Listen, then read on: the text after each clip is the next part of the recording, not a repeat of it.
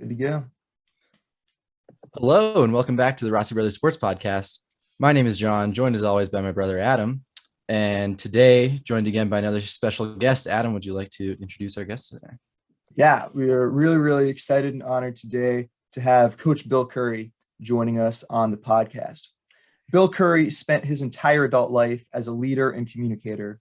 His NFL career included 2 Super Bowl titles and a stint as the president of the NFL Players Association.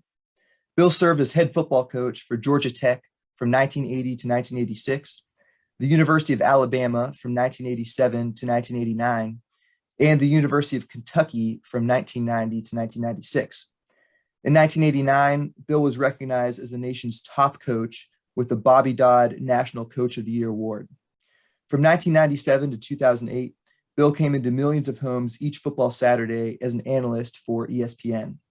In September 2006, the American Football Coaches Association announced Bill as the recipient of the 2007 Amos Alonzo Stagg Award in honor of his outstanding service toward the advancement of the best interests of football.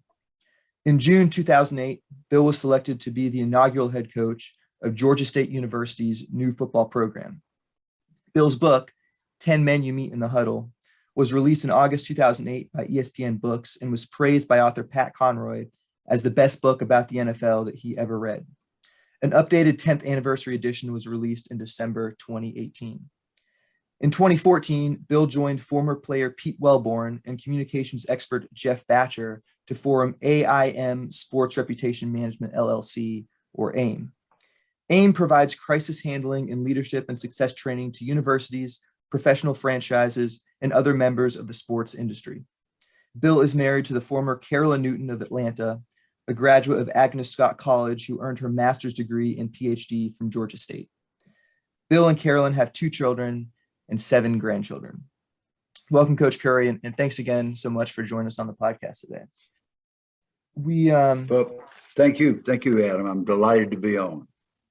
Awesome. We're super delighted to have you. And you played for Coach Bobby Dodd, legendary coach at Georgia Tech, and I've heard you talk about his emphasis on academics and how much he really pushed the old student part of student athlete. And in today's college football landscape, I'm thinking particularly about the name, image, and likeness era that we're in now. The world has definitely changed in terms of college athletes. And I guess I'll just ask you, what do you see as the benefits and drawbacks of the NCAA's NIL rules as they currently stand, and how that affects the game, maybe differently from when you played? Well, I'll address those issues in the order that you presented them. Yes, Coach Bobby Dodd was literally a fanatic on, yes, he wanted to win football games, but he was determined that every single one of us were going to graduate. And there were a bunch of us that he took a chance on. He thought he saw something in our transcript and our work ethic that would give us a chance at a place like Georgia Tech, which is one of the most competitive academic arenas in the world. We were competing with national merit scholars and scientists and engineers on every side, and very few of us were qualified to be studying engineering. So his speech went something like this. Now, men, I'm 53 years old. I'm the second quarter sophomore at the University of Tennessee. My record when I played quarterback up there was 27-1. That is not going to happen to you. You will have a degree when you finish our place, because you're going to go to every single class. You're going to sit on the front row. You're going to learn how to listen. You're going to learn how to take notes. You're going to learn how to study. And then if you earn a spot on the football team, you'll get to play football. But what we're not going to do is run you off because you're not a good enough football player. If you're not a good football player, that's not your fault. That's my fault, because I invited you here. And there were a bunch of us that took you. I didn't play till my 4th year at Tech. So he took us and developed us and cared about us And yes, it was hard nosed and some of it was brutal. I cut one class, and the next week I found myself running up and down the west stands till I couldn't stand up. And I decided that chemistry at 8 o'clock in the morning was a wonderful thing. I never cut another class. That's the only reason I graduated. My football coach loved me too much to allow me to self-destruct when I was 17, 18 years old. So and plus he had a great football record, by the way. So I was very, very fortunate, and he shaped the basics of what I tried to do as a coach. Now, I was not a Bobby Dodd. I wasn't Bobby Dodd, neither was anybody else. And my wife reminded me of that when it looked like I was trying to act like or behave like Coach Dodd. But then to move from there to Vince Lombardi and then to Don Shula, I mean, I could go on literally for hours about the lessons that I learned from those people, and they were priceless. Vince Lombardi had a lot of strong suits, but his best attribute was that he would not tolerate racism. And in an era of blatant racism in the NFL at that time, he had more African-American players than anybody. And he didn't say anything about it. It's just that you dared not say a racist word. And I had grown up in the Jim Crow South. And I thought all those great big African-American guys would hear my Southern accent, injure me, and send me home. And I did not want to go home. So Coach Lombardi had a culture of acceptance. And so everybody in that locker room knew that he was accepted regardless of where he came from or his education or the color of his skin. And that's one reason nobody could beat us. Now, I got a lot of stories about that, but I'll let you lead me there if that's what you want to do. Yeah. I'll just chime in that as a chemistry major myself, I appreciate chemistry class at 8 a.m. as well. You appreciate chemistry class at 8 a.m. Oh yeah. Yeah, that's the chemistry majors appreciate it without having to run up and down the West Stand. Yeah, that granted, I never had to run till my legs hurt for that. Well, you have my lifelong admiration for measuring chemistry. Yeah. It's, to each his own, is how I always think of it. But same here. I could never do chemistry. I just take one chemistry class in college. It was one of the toughest classes I took. I passed, but well, I made my lowest grades. I'm not proud of this, but I made my lowest grades in chemistry. We had to take 3 semesters, and I loved it. I loved the study of chemistry. I just didn't master it very well, but I got through it, and I'm glad that I had the privilege of doing that. Yeah. But I guess maybe kind of thinking about leading, sort of what you said about Coach Dodd and kind of developing you through 4 years of the program, saying you only started in your 4th year. Do you notice some changes, from the time of when you played and sort of developing that program versus how the kind of college football landscape looks now? And maybe, I don't know if you also feel like some of the academics plays into that or not. Well, part of Adam's question, which I did not answer, had to do with NIL. And that's another long discussion, and we'll go as long as you want or as briefly as you want. But everything has changed, sadly. I don't think much of it is good for the student athlete, except that everybody's probably going to have a little walking around money, and a lot of young people are going to have a bunch of, it won't be walking around money. It will be family legacy fortunes. That's actually happening.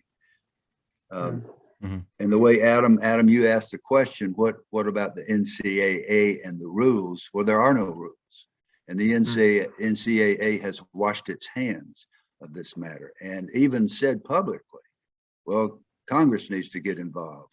Well, we've seen recently, to our horror, what Congress does with serious issues. So that's all I'm going to say about that. But Congress can't get anything done because of the gridlock, and college athletics arouses enormous emotion because everybody went to some place and they have their heart. If they didn't go to a football or a major college athletic program, they at least went to a small college and they pulled for the state university or Notre Dame or Southern Cal or whoever just struck their fancy. And so it's a big emotional issue in America, and that has benefited a lot of us. I had the privilege of coaching at several great institutions, and it wouldn't have happened without our sport. But nobody knows what's going to happen with NIL. Nobody knows what's going to happen with the transfer portal, because the guidelines are so loose and unrestricted that you got a bunch of teenagers who can now call their own shots. And I'm not sure that's a good idea. It certainly would not have been with me as a teenager. I wouldn't have known whether to turn left or right. Yeah, you bring up the transfer portal, and on the one hand, I can see, the argument that, well, before you had a situation where essentially a player was penalized to transfer schools in the way that, a normal student wouldn't be. I attended college and I could have transferred without any penalty, but as an athlete, you had to sit out a year. So I can see, the argument that there's a little more player freedom, player rights in terms of going where they want to go to school and where they want to play sports. But it sounds like maybe you have, maybe there's an opposing viewpoint to that as well, in terms of maybe there's a little too much freedom for players. I follow, I went to West Virginia University and follow our sports teams pretty closely. And for the first time, I saw one of our players who's played for 4 schools. This is his fourth college he's been to. So what are your perspectives on how players can move so freely in today's transfer portal days? Well, I'll use the program at Georgia Tech when I was the head coach there as a model to discuss this issue. And when we got there, Georgia Tech was in a very difficult straits.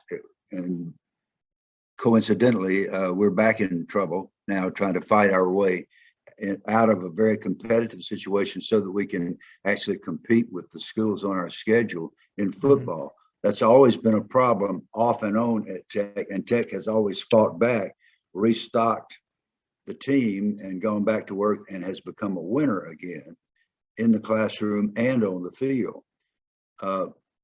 During the time that we were building that program back from a winless team to a team that was very competitive with everybody on our schedule, a top 20 team, a bowl team, while we were doing that, I had some teenage guys that got disappointed, got upset with us because we were hard on them. We made them go to class. We made them do wind sprints. We made them do the weight room deal. We made them eat properly. We made them go to study hall, all those kinds of things. And 19-year-olds, 18-year-olds don't always appreciate that, as you might recall in your own experience. Yeah. All right, so they would come to me and say, Coach, I'm transferring. I'm going to West Virginia. Okay, you're going to transfer. You realize you have to sit out a year. What? I can't play next year? Well, not if you transfer. Oh, and by the way, who's going to pay for this transfer?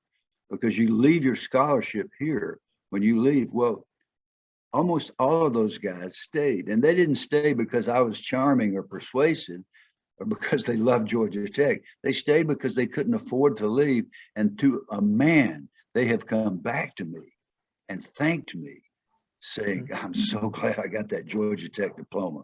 It has meant so much. And a lot of them are wealthy now. A lot of them are coaches and are having great careers because they learned to stick to the task when it was hard, when it didn't seem to be rewarding. I think a lot of that's gone out the window, and I might have tried to transfer when I wasn't getting to play in my 3rd year. I don't know. I hope I wouldn't, but I'll bet you I would have thought about it.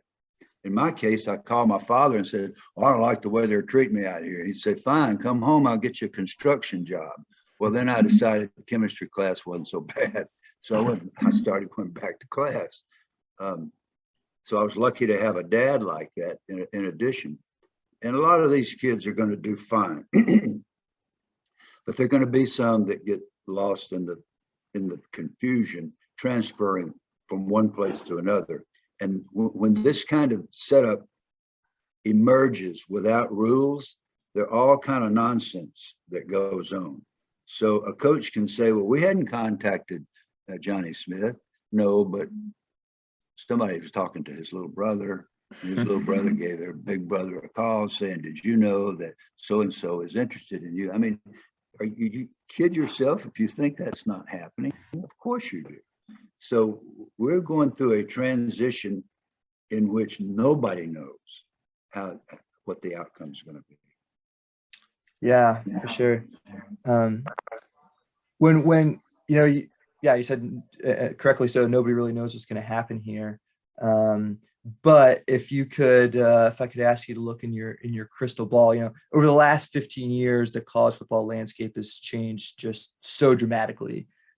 Even I think before NIL and the transfer portal came to light, things were changing very quickly in college football. If you could look at the next 15 years, maybe in regards to NIL and transfer portal, but I don't want to just bound you there, just in general, how do you see the sport changing as we move forward? It seems like the NCAA is already maybe finally making some moves to put some restrictions on the portal, perhaps. I like the way you said that. On the portal, perhaps. Well, that's kind of where they are. We're going to do something with the portal, perhaps, but nobody knows what it is. And coaches, college coaches now are trying to prepare for a very competitive schedule, and they don't know who's going to be on their team until May. They don't know because some guy might get upset. The line coach might chew Curry out, and Curry might come in and say, "Hey, I'm transferring. I'm gonna go to Southern Cal."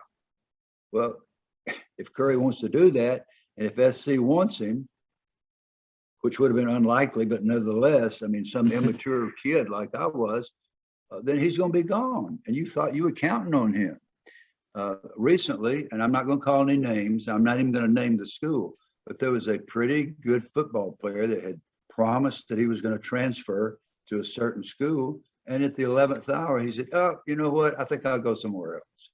Well, the coaches had been counting on him for like 2 months. He was on the depth chart. They were stopped recruiting other players because of his commitment. And now he changed his mind. Well, welcome to teenage life. That's how teenagers live. And so it's going to be very confusing for a while. And I'm sorry to have to say that. Yeah, no, I agree with you. And from a fan's perspective, it's just so difficult to get behind a team. I think particularly in like basketball, it's every year it's a completely different team you're watching, and you don't get to see players develop really at all. Like at West Virginia, I remember Javon Carter was one of our last real big stars, and he played for 4 years there, and his buddy Daxter Miles, he was a 4-year starter.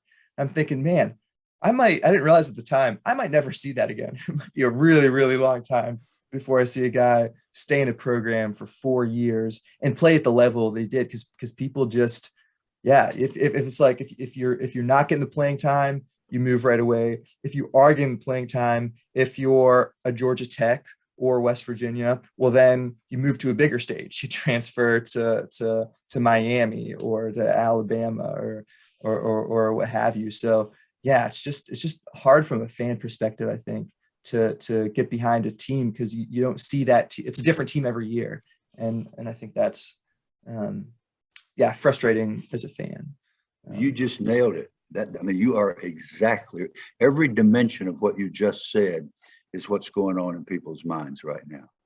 I'm never going to get to see a great player for 4 years again. I'll see some marginal players like Curry. He might hang around for 4 years, but I'm not going. For instance, Georgia Tech had one really great player last year. He's going to play for Alabama this year. He just transferred. He didn't do anything wrong. Nick Saban didn't do anything wrong. Nobody did. he decided, I'm going to go to a larger, I mean, he's doing business in the United States of America. And nobody can blame him. But what does that do to the Georgia Tech team? Well, it's just a very difficult thing, and they've got to find a way to deal with it, and so does everybody else. Yeah, it's a situation where the haves get more, and the that's the for have-nots. sure. That's the most obvious outcome. Yeah, Alabama, Ohio State, Clemson, all those guys, and I don't begrudge any of them, any of their success. Their coaches are good. In fact, Dabo Swinney is one of my former players. You know, I'm all for these guys, but I wish we had a system that everybody had to adhere to, and I think in time we will. Yeah, I'm curious to see, because it feels like almost a balancing act, in my eyes, because I certainly would not say I'm in favor of, like, you know, looking back there, you know, XYZ various NCAA rules about, like, you can't have, I don't know. They're just like sort of horror stories about like certain types of meals that players are or aren't allowed to like eat or be given by the program, and then like X period of time, or like being able to meet or not meet with coaches or certain people that seem like very sort of arbitrary, like in some ways artificial restrictions. And I think broadly people kind of think that's a little far too restrictive of something that like is very easy to just do as a person in general, right? Like if you're a hungry college player and someone's like, oh, here's some like food, I mean, I'm gonna turn that down essentially. And you don't want to blame them for that. But then also on the flip side, having so few restrictions, right, where it, you know, you have sort of the situation, I guess, more like it is now. So yeah, I guess it's curious to see. In my eyes, it seems like somewhat of a balance between like going overboard on legislating everything possible versus more kind of free range, essentially. So Yeah. Two examples of what you just said, and you nailed it, John. You really did. There's a speech that the coach can give. You can stand up and say, now, men, these workouts at 5:30 a.m. out on the track and on the football field are not mandatory. Neither is your playing time. Does everybody understand? We think we get it, Coach. That's the speech that a lot of coaches give, and they haven't broken any rules. It's still a voluntary workout. Here's another one. This happened to us at Georgia State. We could serve bagels to our team, and it was legal for their snack on the night before a game. We could go around the hotel and give out bagels to our players. If we had peanut butter on the bagels, it was a violation. Wow. That's the kind of nonsense that John had. I don't know if John had that specific thing. I was gonna say, I couldn't give you specifics, but I'll never forget my assistant, our diet. We had this wonderful lady that helped us with our diet. She said, Bill, I got to talk to you. You're not going to believe this one. And she told me, I said, you're right. I don't believe it. I happened to practically live off peanut butter when I was a kid. And so what do we do? I mean, it's just, some of the things are very difficult to deal with. Yeah. You mentioned Dabo Swinney, and I've heard that he has a napkin on his desk with some words that you told him at a banquet one time, some piece of advice, which is fantastic. But you know, I look at Dabo Swinney as someone who, in an era where it's really hard to do this, where he talked about the big programs getting bigger. You mentioned Clemson as one of these, like, you know, elite programs in the college football landscape, but they weren't not that long ago. You know, I was actually in attendance. I was in the marching band, and I was lucky enough to go to the Orange Bowl in 2012, the conclusion of the 2011 season, and West Virginia dropped 70 points on Clemson. They won that game 70-33. And it was a blast. One of my favorite memories ever. But since that game, West Virginia's kind of stayed okay, not notable. And Clemson has just exploded into this national powerhouse. So I see, wow, Clemson and West Virginia were, I think, very similar programs at that time they played. And Dabo Swinney really built that program into a place where people want to transfer. I know they had slightly down year last year, but by and large, a powerhouse team. So how would a program today, a Georgia Tech, a West Virginia, an Illinois, whatever, kind of middle of the road in their conference team, how do you think Dabo did that? And what might be a way that other coaches or programs could copy that model? Well, Dabo has a most remarkable history he is among the most persistent human beings I've ever known. And I mean persistent in every way. When he came out for football at Alabama, we probably had 40 guys that wanted to walk on. We couldn't take them all. We didn't have enough uniforms. So we had a very, very demanding off-season program without apologies. It was just very difficult. And 3 guys survived it. You had to meet this mark, that mark, and that mark. You had to improve this much on your speed, this much on your strength. And it was really hard. And we intentionally made it hard because we didn't want to bring any guys out there that were going to get hurt. And Dabo was one of the 3. And he was just this skinny kid from Birmingham. And we introduced him to the squad. He remembers that day. I do not remember it, but that was a very big deal to him. And he did what it took without breaking any rules. He did what was required again and again and again when most people would quit. Now, he probably did a lot of other things at Clemson, but that's the one thing he did. And that is essential to victory in anything you take on. Gut check, detail, real hard organized work with a plan, and he just didn't deviate. That's one thing he did. Again, I'm sure he did a lot of other things, but that's who Dabo is. He doesn't know any other way to do it. And I'm just really proud of him because also his guys are graduating. And that's the most important thing to me. Yeah, he's done a remarkable job there. Maybe to switch gears just slightly, we talk about kind of the college football landscape and the world of college football player changing. But that's true at the professional level as well. You've seen a lot of change at the professional level in your years involved in the sport. You've seen free agency come on to the landscape, endorsement deals, kind of major TV network deals, and the way players are compensated has definitely changed along with that as well. You yourself were the vice president of the NFLPA and then the president in the 70s. But what was your experience of those changing realities, maybe both as NFLPA president and beyond, just as the life of an NFL player probably changed pretty drastically, I imagine. Well, it did change drastically, and we thought it should. The owners did not agree with us, and they had the power. They had all the power. They had the system. They had a grievance system. We could file a grievance. I'm not making this up now. And it was taken to the standard player contract, and then the commissioner was the adjudication of the grievance. And then if you appealed it, it was appealed to the commissioner. That was the system. Okay. So how do you think he acted on his decisions? And we thought that should be changed. And we thought a lot of things should be changed. And we probably were overreaching. Excuse me.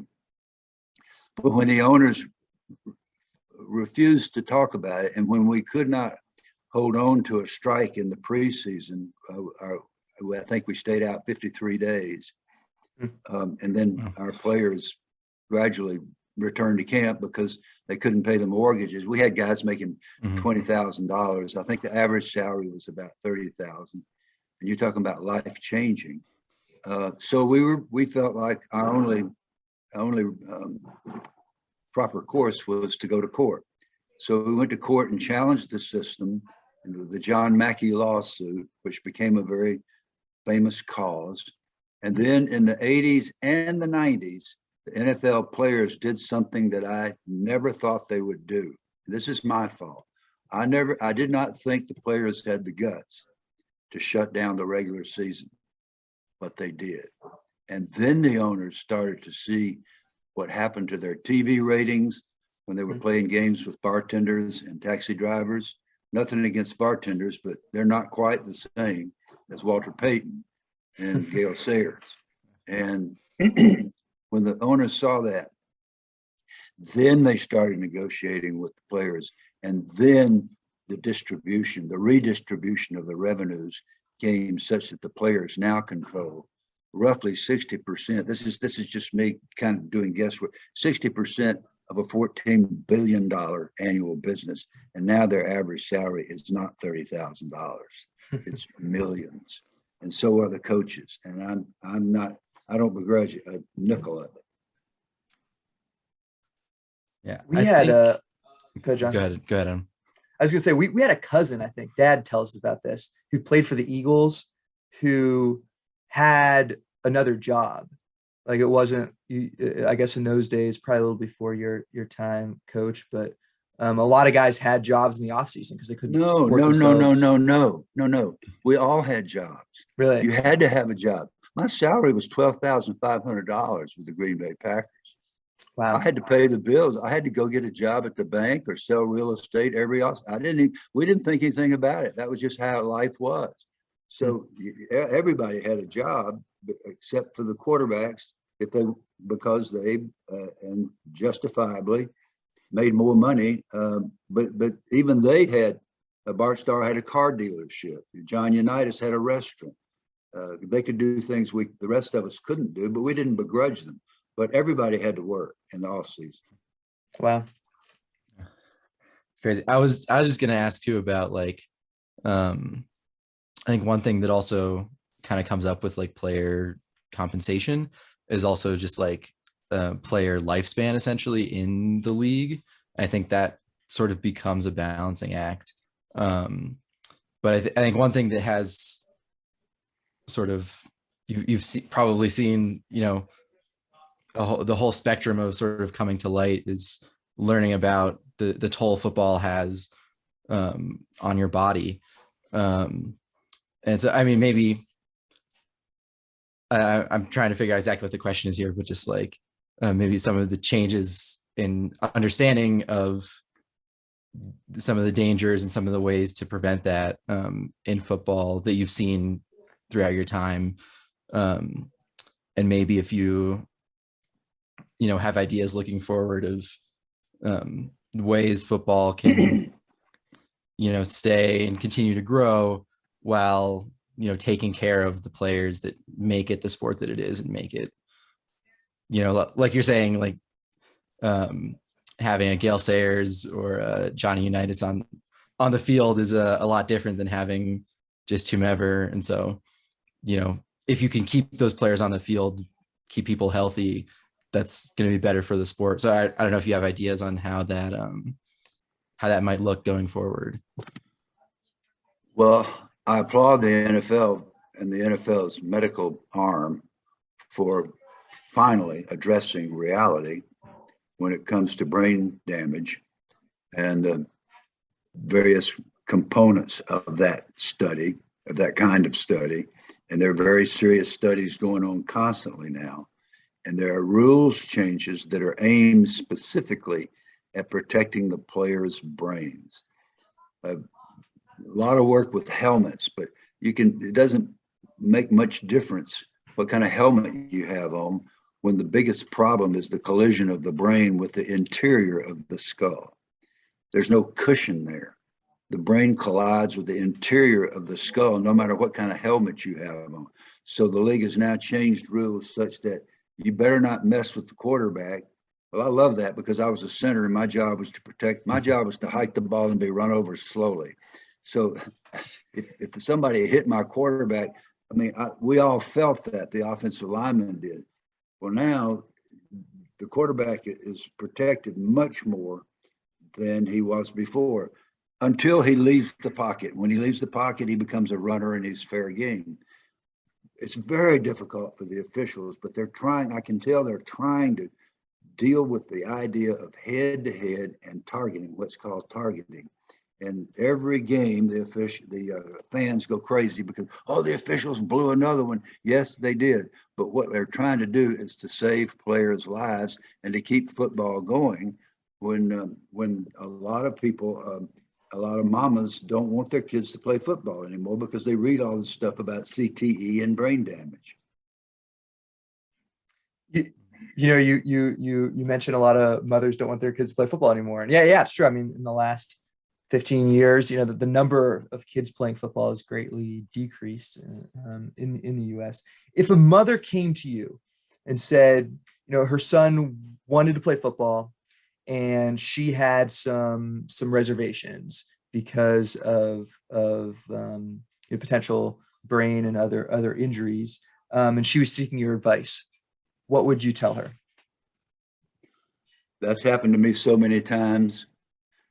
If I'm a speaker at a high school banquet or some such thing, and a young mom or not so young mom, doesn't matter. I mean, if she approaches me, I can almost be sure of what the question is going to be.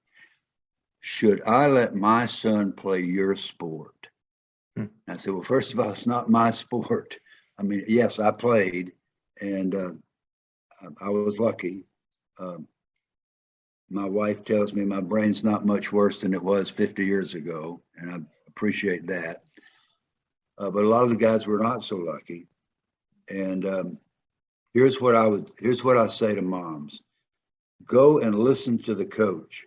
If the coach is encouraging and loving toward those little fellows, 12 years old, whose bodies are not really formed yet, watch them practice. If they are being taught to not use the head in blocking or tackling, if they're being taught physical skills and to, yes, tackle, block, do your thing, but use your shoulders and not your face. If those are the things, then I say it's worth the risk. That's my opinion.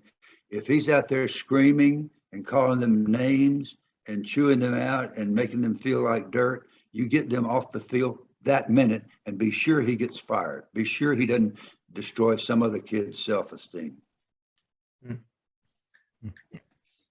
You said, I heard this quote from you, kind of maybe to flip this just a little bit. From a football life, you said, you get knocked down 99 times, you get back up 99 times, and you become a man. And I guess physicality is part of the game, right? So I guess I don't know exactly how to phrase this, but how do you balance, safety, but also it's kind of an inherent part of the game to like you said, get knocked down 99 times and get up 99 times. What are your perspectives on that? You take a bunch of kids, especially if it's all males, but it can be girls too. Turn them loose on a field with some kind of ball, any kind of ball. You tell me if it doesn't become physical contact. I'm not talking about the 9-year-olds. I'm talking about getting up into 13, 14, 15. Before long, there's going to be physical contact. I mean, I played baseball, was my favorite sport. Well, gosh, we were trying to take people out on double plays, the shortstop, and run over people. That's, we were teenagers about half crazy because they're going to be physical. They're going to be wrestlers and boxers, and they're going to ride dirt bikes and do all kinds of stunts, and they're going to do that. I mean, I told my son to never get on a motorbike. And I found out, he told me 40 years later that he was over at his buddies riding those dirt bikes up and down banks. God, if I'd known that, he would have been in deep trouble. But I mean, teenagers are going to do stuff that is risky. So why not have rules? My high school coach had the best way to say it. Men, football is just life marked off in 100 yards. Yes, you're going to get knocked down. Yes, you're going to get tired, but you're going to learn to get up, and you're going to learn to help your teammate get up, and to go again and again and again until you do what you have prayed you could do, and you've reached your goals. And there are great lessons there, and there are risks there, and there are people who should not play football, and there are people who should, because there are people, the ones who should are either going to play football or go to do boxing or go punch somebody on the street corner or something, because they're teenage males. And we all made mistakes in those days. If I could ask you good one more about that, a quote a little bit. It reminded me of something my dad actually said he saw on ESPN recently. And it was Stephen A. Smith and somebody else. They're talking about the NBA, of course, and they pointed out several star players, say Giannis being one of them, a few other guys. I don't follow the NBA too closely, but a lot of these stars are foreign players, and Stephen A. Smith was talking about like a lot of, he was kind of, I guess, complaining a little bit about like, these foreign players are hungry, and they're the ones that won it. And a lot of players in the US today are like, just kind of, I wouldn't say lazy, but almost there's like this entitlement. And in his opinion, I think he said they just aren't as hungry as a lot of these foreign players trying to prove themselves. But I guess maybe to tie that into your quote there, you said you get knocked down 99 times, you get back up 99 times, and you become a man. Do you think there's a shortage of men in our society today? Is that something that we have lost a little bit? I know what Stephen A. is talking about. And I think there are guys that are entitled because they were great from the time they were 9 years old, and they were better than everybody else. And so by the time they reach college and into the NBA, maybe they feel like they don't have to hustle and practice or something. And some kid comes along from the streets of Chicago or the streets of Dresden or Greece, in the case of Giannis, and it just blows him away because he is bound. It's his only, he doesn't have a place to go back to. And a lot of the American kids, especially if they come from the middle to upper class and they've been riding around in air conditioning cars eating Twinkies, they get beat out. I mean, they do. And that's a great lesson too. I've had some of them come to me and say, I learned a great lesson on the football field. I might not have been a very good player, but I found out you got to learn to push yourself. So I think there are all of those factors, but I think NBA guys, by the way, are the greatest athletes in the world. They do things that just defy the imagination. They do it every night, and they're tough as nails. The ones who survive, Michael Jordan got cut from his junior high team. Those are the guys to watch out for. The ones with great ability who had to face reality at some point that they weren't good enough. What happened after that? Do you know how many threes Steph Curry shoots every week in practice? 1,000. He shoots 1,000. You know why John Unitas and Bart Starr are the greatest quarterbacks? Because they practiced harder than anybody else. And that's what you learn, whether you're American or Greek or Russian or whatever you are. That's what you learn on the court and on the football field. Wow, yeah, that's. I was gonna say, yeah, that it really ties into, and just like sort of the combination of like work and resiliency, I think, that goes into all of that. I guess the point, or it's telling. I don't know if that's the right word to use for it, but anyway, if I may switch gears a little bit, at this point, you tell a really amazing story about when you were first joining the Packers, and Willie Davis kind of helping you out on that team, on a team which, you say it was the first team you were ever on with Black players. And how has, over the years since you first joined that team, going on till now, and that was in the 60s during the civil rights movement and everything. What sort of changes have you seen in the way sort of race is seen and plays into both sports and maybe broader society over 50 plus years? I don't know if there's anything sort of specific that you've seen over that time. Yeah, well, there were a lot of specifics in that situation, and I'll try to be brief. But I've already mentioned Vince Lombardi's greatest attribute, which was that he wouldn't tolerate racism. And I think the reason is because he had been discriminated against because of his Italian heritage. He had been told, you'll never be a head coach because you've got a vowel at the end of your name. He'd been told that. So he decided he was not going to be prejudiced against anybody. He was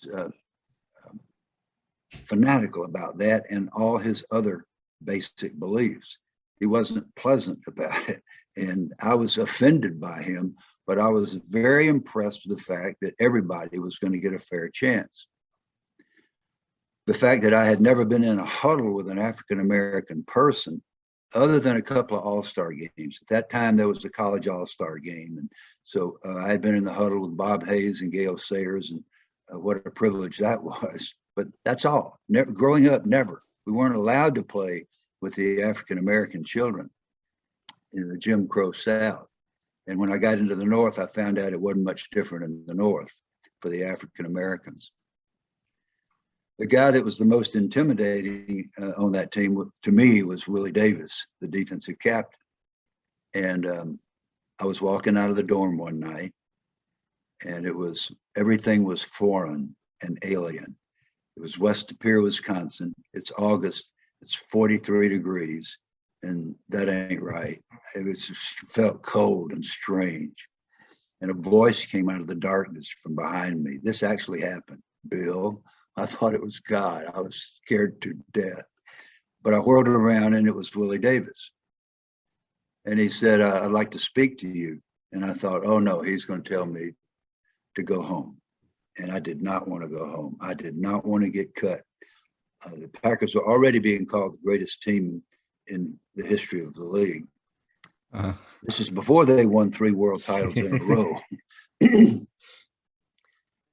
So I said, okay. He said, look, I've been watching you at practice, and I like your effort. You try so hard. Mm-hmm. I think you got a chance to make our team, and I'm going to help you. I said, you're going to help me? He said, yeah.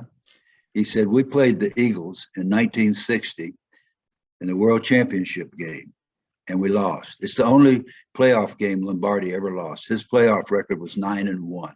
Wow. But they lost to the Eagles. They got beat by the Eagles for the World Championship. And Willie said, I walked off that field and I realized that I had not given my very, very best. I had left regrets on the field. Now, Bill, there's only 2 pains in life: the pain of discipline, the pain of regret. You choose. And if you'll come on our practice field tomorrow and the next day and the next, and leave no regrets, give your very best, be disciplined, then you just might make our team.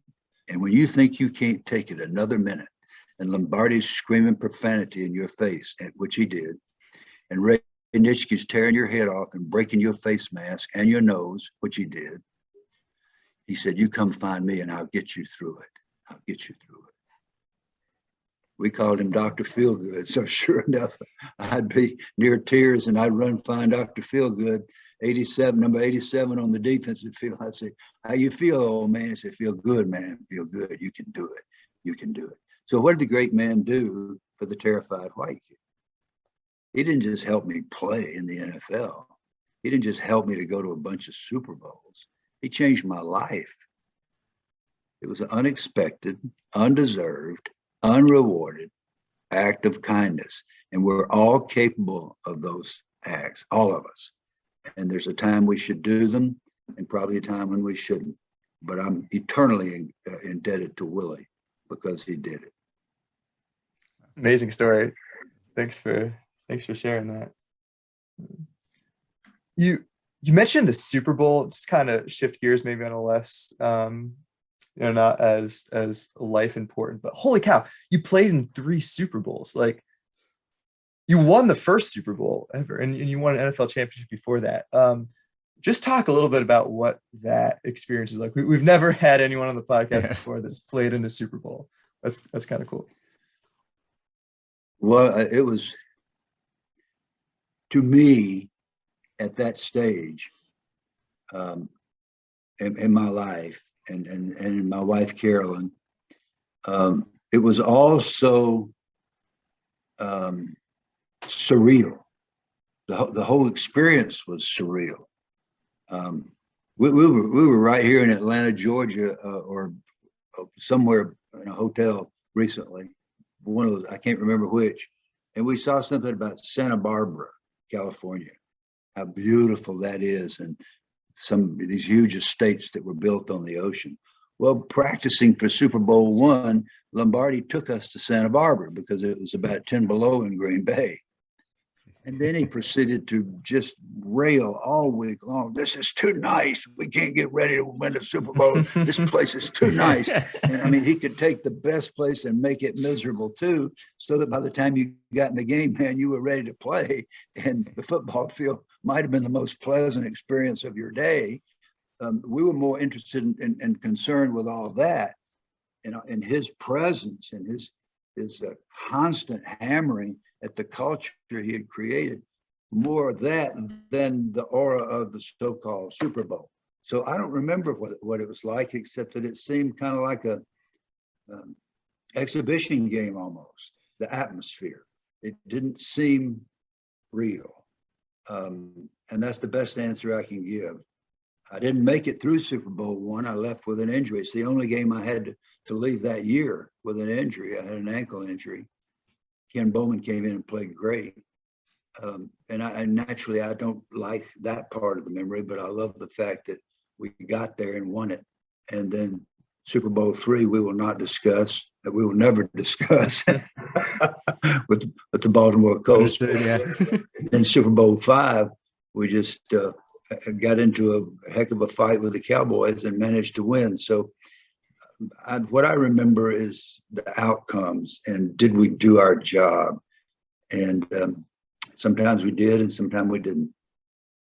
You said that Super Bowl V game particularly was, I don't know, maybe something to draw lessons from, because you won, but I've heard you say, you really, I don't know, maybe disappointed with the way your team, maybe particularly your offense, performed that game, despite being Super Bowl champions, and maybe that speaks to the complexities of life. Here we were 15-1 going into the Super Bowl and Super Bowl III, and we ended up losing the game. The Jets beat us. Okay, now we're back 2 years later, and the offense and one of the main reasons we got beat in Super Bowl III is because we turned the ball over, and we ran up and down the field, but we didn't score. We didn't cash in scoring territory. All these things you hear analysts talk about on ESPN, we didn't do them in that game the way we should have. So here we are, we're back. We got a chance to redeem ourselves, and we're getting ready to play against a great defense. The Cowboys were really, really good, and they just ate us up. We were worse in Super Bowl V than we were in Super Bowl III. The offense, I mean. We won the game because we had a great defense. Mike Curtis and Ray May and Ted Hendricks and Billy Ray Smith and all those guys, Fred Miller, played so well. They just stoned the Cowboys offense, and that's the reason we won. Plus we had this snot-nosed rookie place kicker who went to our general manager the day before the game. We found this out later, Jim O'Brien. And he said to Ernie Accorsi, "Man, I hope they don't need me tomorrow. I can't kick off this turf." Most people don't know that. It's a good omen. Yeah. When the time came, he did it. So it was a mixed bag. I mean, we were happy to be champions, but we wish we had done our part on offense. Wow. I think we're running lower on time at the moment, but if I may, and thinking about that Colts team. I mean, Johnny Unitas, you played with, you snapped the ball to for years. If I could run a few names by you of just like household names that you got the chance to play with and got to know, and if you have like maybe one or two thoughts about them, both on or off the field. Sure. So maybe I'll start there with Johnny Unitas. Well, people think that Unitas must have had some God-given gift. He did, but it wasn't talent. It was my first week with the Baltimore Colts. We go through 5 hours of 2-a-day practices, pads both practices. It's 1,000 degrees in Westminster, Maryland in July. And I'm so tired. I had to stay out because I was a long snapper. I had to stay out to snap the ball. Had to do conditioning, trudge up the hill, try to take a shower. You can't really feel good after the shower because you sweat your clothes up as soon as you put them on. And so now it's like an hour after practice and it's starting to get dark. And I look down on the practice field and guess what? Johnny Unitas and Raymond Berry are still throwing pass routes. It was Unitas's 12th year. It was Raymond Berry's 13th year, and they're still practicing football. Unitas was the most valuable player in the league that year, and it was, again, for the third time, and it was not because of talent. I decided maybe I need to stay out and practice extra too. Gotcha. How about another quarterback you played with, Bart Starr? Same thing, except that Lombardi would take us off the practice field after practice. Bart would find a way to do extra throwing and find somebody to catch for him. So the work at Bart had sat on the bench for 5 years. He didn't get to play with the Packers until Lombardi got there. And then Lombardi watched him throw, and he didn't want Bart to be the quarterback either because he didn't think he was physically gifted enough until Bart got into a couple of games, and he saw what we all saw. Once he was in the game, man, he was in charge. He called every play. There were no plays sent in from the bench. Same thing with Unitas, by the way. Bart completely embraced the idea of no racism. Everybody's important. And he treated he befriended Carolyn and me, he and his wife, before I ever took a snap in a game. He was the leader that bonded that team from the perspective of being the quarterback and sort of the sainted one. He didn't act like that. He was close to everybody on the team. Didn't matter where you came from or the color of your skin. And he made a point of that. And so we would follow him no matter what. Same thing with Unitas. You also, you mentioned his name a couple of times, I think, that we've talked about. We haven't talked too much about your experience of him as a coach, but Don Shula, do you have memories about him as a coach? Well, I got put on the expansion list after Super Bowl I, and I was claimed by the New Orleans Saints, which was, to me, a fate worse than death. And I blamed Vince Lombardi. It was nobody's fault but mine, but I blamed Coach, naturally. And then a couple of weeks later, I got a call from somebody claiming to be Don Shula. And I really thought it was one of my buddies messing with me because they knew I was just destroyed. And I almost said something smart, but restrained myself, and I decided to play along. And sure enough, it was Shula. And he called because he said, "Bill, if I trade for you, do you mind coming to Baltimore just to play on special teams?" And my answer was, "Coach, I will walk to Baltimore to play for you, and I'll play anything you want me to."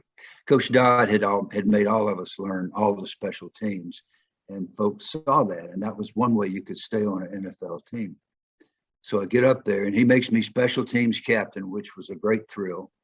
And the first game of the year, we had just had our first child. Little Kristen had been born, and Carolyn, and my wife, was going to fly up with Kristen the very next week. And I'm captain of the team, of the special teams, and I clip a guy right in front of our bench on an 80-yard punt return. And it's called back. And Shula runs on the field grabs me, shakes me, and screams in my face. Well, being competitive and owing to the fact that he came across the white lines, I screamed back at him in the very same language, and I'm ashamed of that, but I did. So we're watching the films Tuesday morning, and the assistant coach said, "Curry, is that a clip?" And I said, "Well, it might be." And he said, "Well, let me make a suggestion. The next time you decide to dog cuss the head coach on national television, you make damn sure it's not a clip. Do you understand me?" I said, "I believe I got it." And I thought, okay, Carolyn's going to get here with Kristen. We're going to turn around and drive home because I'm getting ready to be cut after one game. So I went and found Shula, and I'll never forget this. If I live to be 1,000, I'll never forget this moment. He took me in the equipment room, and I'm shaking like a leaf. And I said, "Coach, no excuse. I'm sorry. I will never do that again." You know what he did? He smiled. You know what he said? He said, "I kind of like that. Just don't clip the guy." You think we played hard for him? Man, I've never forgotten that. He had the capacity. Okay, that wasn't forgiveness. That was, don't do it again. And he didn't even mention the language or that we screamed at each other. That wasn't a big deal to him. He wasn't on an ego trip. He wanted us to be the most aggressive team in the league and the least penalized team. And we did it. We were. And that's why we won. And he was a big reason. I owe him everything. I owe him my career. Wow. I love that story. It's makes my respect level for Don Shula go way up. I kind of like that. He was tough, but he knew how to deal with us. The competitive mindset. That's something I've never had, which is probably why only a part of why I was never a great athlete. But anyway. You mentioned you'll never forget that for as long as you live. I've heard you say that about the first time you ever snapped the ball in the NFL. Do you mind sharing with us that story? You mean at practice? Yeah. With Nitschke? Yeah. Well, actually, there are two things that happened that first day, and I'm not sure which order. I'll have to tell both of them. But the first one was that naturally I was responsible for either the middle linebacker or a defensive tackle because it was a 4-3 defense. And Henry Jordan was the future Hall of Fame defensive tackle to my right. Ray Nitschke was the middle linebacker. And I forget what the snap count was, but I snapped it on the correct count. I couldn't wait to plow into one of them and just prove that I could block. And I snapped the ball and I took 2 steps and they were gone. And when these announcers say speed of the game and the rookies don't get the speed of the game, not only did I not block them, not only did I not embarrass them, I didn't see them. They were so fast. They were gone so quickly toward the play. And naturally they made the tackle. And naturally Lombardi started screaming. And that's when I realized this is going to be harder than I thought. The other memory that you may be thinking about is the first time that we had to play right up the middle. And I said, okay, they can't run out and make a tackle on the sidelines now. Now, Nitschke, we're going to square up, right? So I come off full speed, low and hard as I can. And that's the last thing I remember about the play. Nitschke steps on my back, tackles Jimmy Taylor. I try to get up. My face mask is broken off. My nose is broken, and I had been knocked unconscious, all with one forearm flipper from Ray Nitschke. That was my first dive play in the NFL. So it was an education. Yeah, that's one word for it. Wow. And you went from there to be, a 2-time Pro Bowler. Like that's amazing, and a 10-year NFL career. So credit to you for figuring out this is going to be hard and working through it and practicing what you would later preach. I would thank you. It's a very nice compliment. That would not have happened without some really great offensive line coaches, and especially John Sandusky and Red Miller in Baltimore. those guys could take somebody like me and work on the footwork and the head placement and exactly how I would keep, because I wasn't always keeping my head up the way you have to. And we did that so many times. Red would make me stay after practice and get Bubba Smith to run over me about 50 times. Bubba Smith was 6'7", 280, and could run like the wind. By the time we got, and the middle linebacker was Mike Curtis at Baltimore. So Sunday was my easiest day of the week. And I think that's how the Pro Bowl thing happened. Red just made it so hard, and he taught me that I could do these things. And that was after I'd been in the league 4 or 5 years. Gotcha. Yeah. It takes a village. It takes a lot. Yeah, it does. Such a gift. It does. That's a great statement. Well, this has been a tremendous treat. Yeah. Thank you. Yeah, I was gonna say, I think we're kind of at the end of time. Like, I still have a lot of questions. We haven't even touched on you being the first football coach of the program at Georgia State, or any of the time that you spent as an analyst. But I do think we want to be respectful of your time here. So we do, at the end of the podcast, we have a question we just like to ask open-ended to all of our guests. So I'll ask you as well. Coach Curry, why are sports important?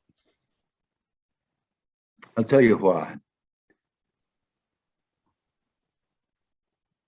And I get emotional about this.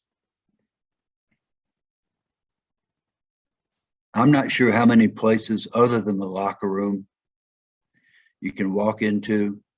You walk into the locker room of a successful football team, and what you'll find is, if you earn a spot, if you prove that you can play, if you're willing to do the discipline and take the blows and deliver the blows and embrace your teammates, you can be part of one of the great experiences in life, which is a team. A team, I define a team as a group of people who perform beyond the apparent sum of its component parts. You ever watch a team and say, God, they're playing better than they are. They're playing better than they ought to. That's what I'm talking about. To be a part of that is one of the great privileges in life. And I've had the privilege of doing that many, many times, and many, many failures when we did not get that done, because it involves, you have to love each other unconditionally. Once that ball is kicked off, you stick up for your teammates no matter what. And being a part of that is the greatest feeling in the world. Wow. Well said. A lot of years of wisdom. Poetic, really. Yeah. Yeah, team's a beautiful thing. I know. Picture what you're talking about there, and it is awesome. Well, Coach Curry, once again, thank you so much for your time and wisdom. Really, really appreciate you sharing all that you have with us. This has been really, really special. Well, thank you. It has been special, and I appreciate you having me on. Thank you. Our pleasure, really. Have a good weekend. Sure. You too.